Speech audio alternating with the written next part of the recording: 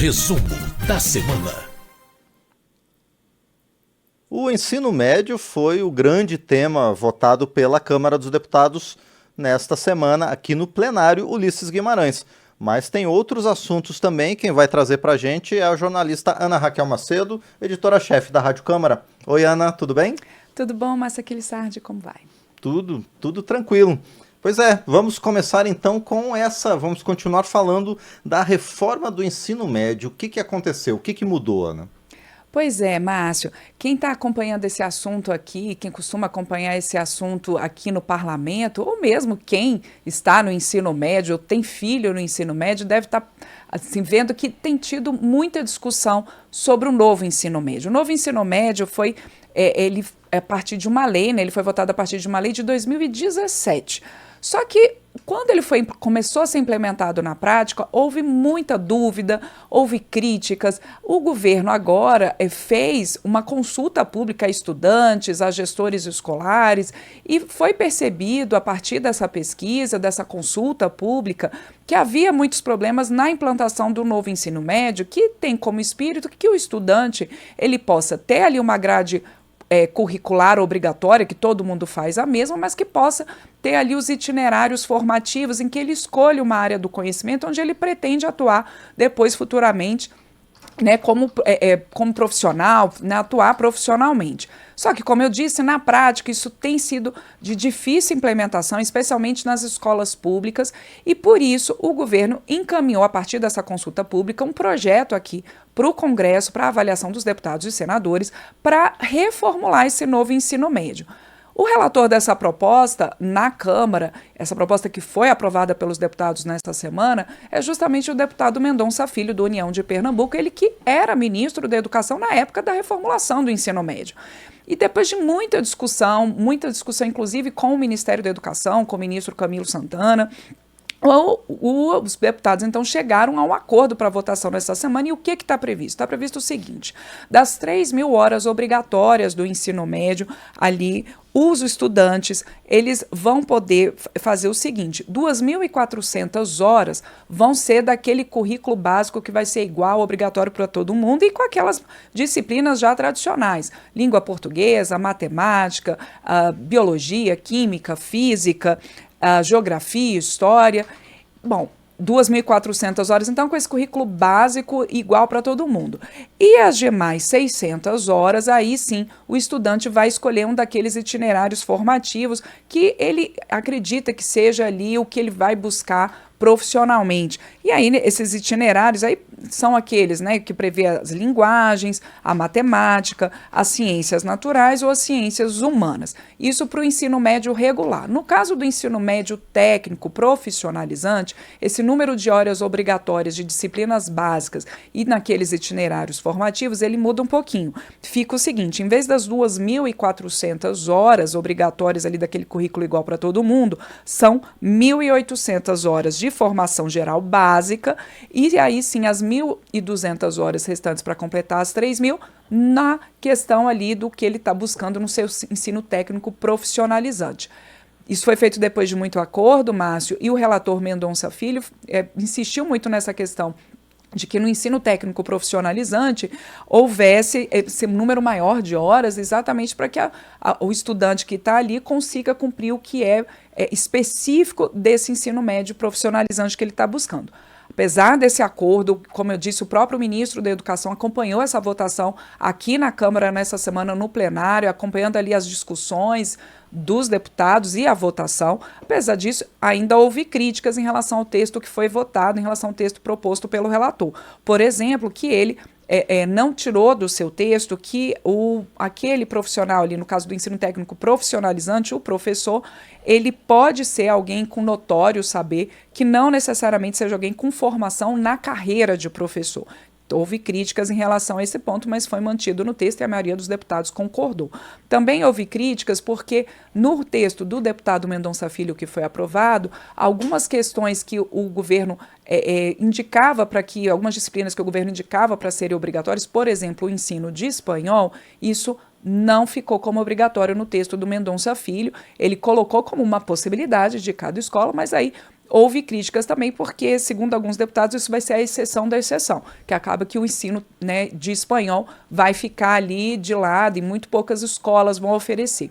Enfim, de toda forma, foi depois de muita discussão, houve acordo e o próprio Ministério da Educação estava aqui acompanhando, como eu disse, a votação e concordando com esse acordo, então, que foi feito.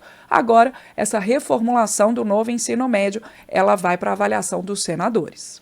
Bom, e além desse tópico na educação, os deputados aprovaram duas medidas na área econômica, né? Uma que limita juros em contratos e outra que antecipa questões relacionadas à chamada depreciação acelerada do maquinário de empresas, não, Ana? Isso mesmo, Márcio. Essas medidas econômicas, inclusive, elas foram encaminhadas aqui para avaliação dos deputados e depois dos senadores, pelo próprio governo, são projetos encaminhados pelo governo a partir de uma avaliação econômica mesmo para melhorar o ambiente de negócios no país. Em relação aos juros, o que está previsto nesse projeto é que você tenha regras para cobrança da formação dessa taxa de juros e empréstimos e também para a correção monetária desses contratos. Isso para contratos que já não tenham esse tipo de indicação. E por que também esse projeto ele vem também buscar uma uniformização dos juros, da composição de juros cobrada, quando esses casos chegam à justiça. Hoje você tem muita judicialização na formação, né, de quando há, por exemplo, um atraso no pagamento desses empréstimos, uma correção das taxas de juros de empréstimos. Às vezes, não, justamente por você não ter essa regra definida, isso vai para a justiça, a própria justiça, dependendo da sentença e da decisão, indica taxas de juros diferentes, formas diferentes, às vezes de 1% ao mês, às vezes taxa Selic com 1% ao mês, enfim, são muitos critérios e esse projeto ele vem, então, para poder padronizar, uniformizar essas taxas de juros, então, na composição de empréstimos e também para correção monetária de contratos.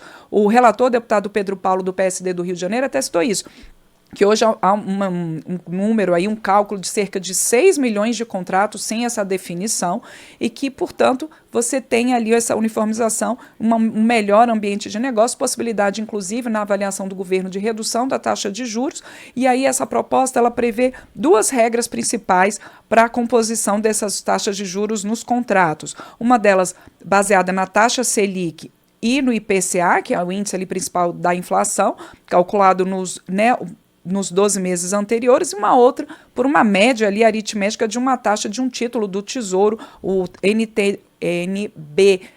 São siglas aí, né, para o Fernando Gomes explicar para a gente, nosso comentarista de economia, mas o que é interessante aqui que quem acompanha a gente no resumo saiba é que ficam essas duas regras e vale a que for mais vantajosa, a que tiver menos ali cobrança, ali, menos juros na hora da composição, então, dessas taxas dos empréstimos. E aí vale tanto para o mútuo ali, né, uma taxa de empréstimos ali entre as empresas, até para a questão de condomínio, enfim, é bastante amplo e vem para uniformizar, inclusive na esfera judicial. É uma proposta que ainda precisa da avaliação dos senadores. O outro projeto, Márcio, que você também chama a atenção, que foi aprovado nessa semana pelos deputados, da depreciação acelerada. O que é isso? As empresas, quando elas compram equipamentos, compram máquinas, fazem investimentos, elas têm a possibilidade de tornar isso, no seu balanço contábil, uma despesa ao longo de 10 anos. A partir do momento que esse investimento em máquinas ele se torna uma despesa no balanço contábil das empresas, as empresas podem deduzir isso do seu lucro e, portanto, pagam menos imposto. Sua base de cálculo de imposto diminui. Com essa proposta que foi encaminhada pelo governo aqui e com o apoio da indústria, inclusive a Confederação Nacional da Indústria incluiu esse projeto na sua agenda prioritária legislativa que foi encaminhada ao Congresso, prevê o seguinte, que em vez de você usar 10 anos para poder ir ano a ano, deduzindo ali do seu balanço contábil, colocando esse investimento em maquinário, em equipamentos, como despesa, que em vez de você usar 10 anos, você pode fazer isso em 2 anos. 50% no primeiro ano, no ano ali da aquisição, e mais 50% no ano seguinte. Não é que a empresa vai pagar menos imposto, ela consegue fazer essa dedução mais rápido. E isso ajuda muito, segundo a própria CNI colocou em nota, comemorando a aprovação dessa proposta, isso ajuda muito no fluxo de caixa das empresas, justamente no momento que elas estão fazendo investimento em novo maquinário. Isso é bom também, porque estimula a indústria de maquinário, estimula um parque industrial mais moderno no país. Então, isso também traz outros benefícios além daquele diretamente ali da empresa.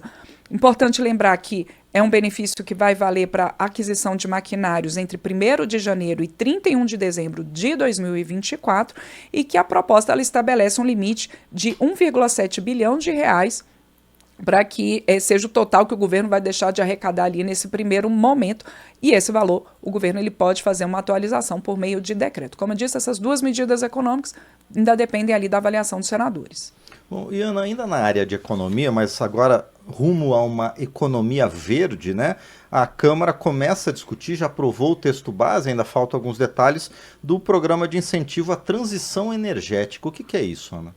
Então, Márcio, até teve essa discussão, foram 2 dias de discussão, a gente teve inclusive a conclusão dessa discussão, a Câmara aprovou esse projeto que prevê um programa de aceleração de transição energética, o PATEM. Foram 2 dias ali de discussão e no seguinte sentido, esse programa, ele prevê que a partir de empréstimos de bancos privados e com uma garantia desses empréstimos por um fundo verde, as empresas vão poder ali ter recursos para investimento em projetos de transição energética, na implantação de parques de produção de energia sustentável, de pesquisa tecnológica que proporcione esses benefícios socioambientais, que você possa ter nessa área também de tecnologia de produção, incentivos na produção de combustíveis renováveis, né, o bioquerosene de aviação, o biodiesel, o etanol, gás natural de pequenas centrais hidrelétricas. E, como eu disse, é um investimento ali, uma possibilidade de você ter esses recursos para investimentos nessa área socioambiental a partir de bancos privados, mas com essa garantia. Essa garantia ela vai ser formada desse fundo verde, essa garantia para empréstimos. Esse fundo verde ele vai ser coordenado, ele vai ser administrado pelo Banco Nacional de Desenvolvimento Econômico e Social e ele vai ser formado, esse fundo, a partir de créditos que as empresas já têm a receber do governo, por exemplo, precatórios, né, que são decisões judiciais ali já concluídas em definitivo e que são recursos ali que o governo, né, passaria para essas empresas. Então isso aí vai compor esse fundo verde, que também, além dessa questão dos precatórios, ele vai ser composto por créditos relativos a impostos e tributos como o IPI, PIS, COFINS e importação. E aí, como eu disse, o fundo verde serve como garantia desses empréstimos que vão ser feitos pelos bancos privados, numa ideia de transição energética, de você favorecer essa economia, né, essa economia verde. Mas houve críticas, Márcio, apesar dessa questão socioambiental, como o projeto ali ele prevê também incentivo à produção de gás natural, alguns parlamentares mais ligados à pauta socioambiental criticaram, porque disseram que essa questão aí do gás natural não seria dentro desse espírito de energias renováveis e de projetos mais bio, né, os projetos de desenvolvimento sustentável. Enfim, de uma maneira geral, tem essa questão de incentivo à economia verde. Era um projeto que vinha sendo colocado como prioritário, inclusive citado pelo presidente da Câmara, Arthur Lira, como prioritário nessa gama de projetos aprovados nos últimos meses e pelos deputados, de economia verde, de uma transição energética, lembrando inclusive que essa pauta da transição energética é a pauta também do G20, Brasil que cedia, né, e é presidente do G20 nesse ano de 2024. Essa questão do PATEM também ainda precisa ir para o Senado, Márcio. Perfeito, Ana. Bom, e vamos encerrar com uma outra medida que gerou bastante discussão, que é o fim da chamada saidinha, a chamada saída temporária de presos, não? Exato. Esse projeto, das propostas aprovadas nessa semana, da restrição da chamada saidinha, que é a saída temporária de presos, seja em feriados, ir para estudo, ele já teve a votação concluída. Num primeiro momento, a Câmara tinha aprovado a restrição total a essas saídas temporárias de presos. No Senado, esse projeto ele foi flexibilizado em alguns pontos, por exemplo, permitindo que haja essa saída temporária do preso para estudo, para fazer cursos regulares, seja curso profissionalizante, ensino médio ou ensino superior. E essa modificação feita pelo Senado, então, foi aprovada agora, nessa semana, pelos deputados. A ideia é que essas saídas temporárias que são permitidas ali a quem, por exemplo, está no regime semiaberto, Com essa proposta aprovada, esse preso que está no regime semiaberto, ele vai poder sair só para casos de estudo. Ele que já no regime semiaberto, ele sai ali para poder trabalhar, mas as saídas não ficam como hoje, como existem, por exemplo, feriados, em que você tem ali a permissão de que o preso ele fique alguns dias, né, em momentos de feriado, por exemplo, no Natal, com a sua família. Isso não é mais permitido a partir dessa proposta que teve a votação concluída pelos deputados nessa semana, mas fica permitido para casos de cursos regulares e, mesmo assim, para aqueles presos que foram condenados por crimes hediondos, nesse caso, a saída é só realmente se ele estiver trabalhando e, mesmo assim, sob vigilância. Houve uma aprovação pelos deputados de forma, né, assim, a maioria dos deputados aprovou e muitos deputados citaram, principalmente deputados ligados à bancada da Segurança Pública, inclusive o próprio relator, o deputado Derrite, que ele é secretário de Segurança Pública no Estado de São Paulo, ele voltou aqui para assumir um mandato como deputado justamente para relatar essa proposta e falou do cometimento de crimes por esses presos que estão nas chamadas saidinhas. Por outro lado, o autor original dessa proposta, Márcio, o texto original, o deputado Pedro Paulo, ele, na proposta original dele, previa apenas que esses presos fossem monitorados nas saidinhas por tornozeleira eletrônica. E ele foi um crítico dessa mudança que teve a votação concluída aqui, né? Acabou sendo modificado esse projeto original dele, porque, segundo ele, permitir que o preso saia, ele que está no regime semiaberto, apenas para estudar e para trabalhar, não é ressocializável, impedir esse relacionamento dele com a família, não é para socializar. E o deputado Pedro Paulo citou alguns dados, que no Brasil, 640 mil presos, desses 118 mil estão em regime semiaberto e desses 55 mil tiveram direito à saída temporária, por exemplo, no Natal, e deste número, 5% não saiu no prazo, né, e 5% que acabou cometendo um crime ou não retornando para o sistema prisional, acaba, né, nesse caso, prejudicando todo um sistema de ressocialização. Por outro lado, como eu disse, deputados da bancada da segurança citaram graves crimes cometidos por esses presos durante a saidinha. É um tema realmente polêmico e que agora vai para a sanção presidencial. Muito bem, esses foram os temas votados pelo plenário da Câmara ao longo dessa semana, trazidos para a gente pela jornalista Ana Raquel Macedo. Ana, muito obrigado por sua participação e o resumo da semana volta depois do feriado, não? Exatamente, a gente lembra que a próxima sexta-feira é Sexta-feira Santa, a gente não tem resumo da semana, então as aprovações que vieram a ocorrer nos próximos dias na Câmara, a gente resume tudo na semana seguinte. Agradeço quem acompanha a gente aqui no resumo da semana ao vivo, na Rádio Câmara, na TV Câmara, no YouTube e também para quem está com a gente depois em podcasts, nas principais plataformas, ou pelas nossas rádios parceiras, como a Rádio Luna Rio FM do Rio de Janeiro.